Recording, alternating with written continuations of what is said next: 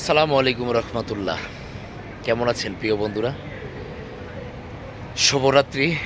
আশা করি মহান আল্লাহ পাকের অশেষ মেহেরবানিতে সকলে অনেক ভালো আছেন, ভালো থাকেন, এই প্রার্থনা সবসময় করি।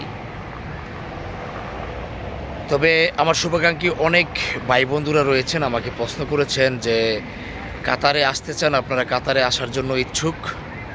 আমি আমার সকল শুভাকাঙ্ক্ষী প্রিয়জনদেরকে বলবো, বর্তমান সময়ে কাতারের পরিস্থিতি তেমন বেশি একটা ভালো নয়।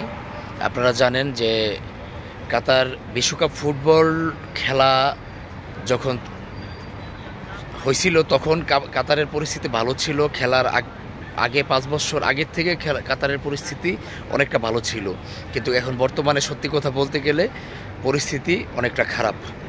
অনেকে হয়তো জানে না, বিভিন্ন দালালের খপ্পরে পড়ে আপনারা চলে আসেন, এসে এখানে ফেসে যান, কিছুই করার থাকে না, তখন দেখা গেছে আপনার কষ্টের জীবনযাপন করতে হয়।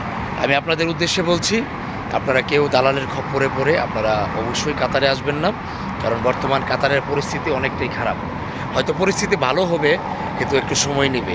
আমি আমার নিজের জীবনের বাস্তব অভিজ্ঞতা থেকে বলছি, আমরা স্কিল ওয়ার্কার, এই জন্য হয়তো আমরা ভালো আছি, কিন্তু যারা স্কিল ওয়ার্কার না তারা এখানে অনেক বাজে লাইফ লিড করছে, অনেক খারাপভাবে জীবনযাপন করছে। তো সকলকে আমি বলবো যে আপনারা আসার আগে একটু ভালোভাবে বুঝে শুনে তারপর আসার চেষ্টা করবেন।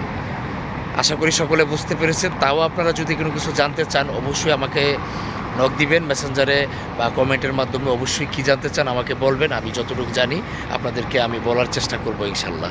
ভালো থাকবেন সবাই, সকলের জন্য শুভকামনা রইল। আসসালামু আলাইকুম রহমতুল্লাহ।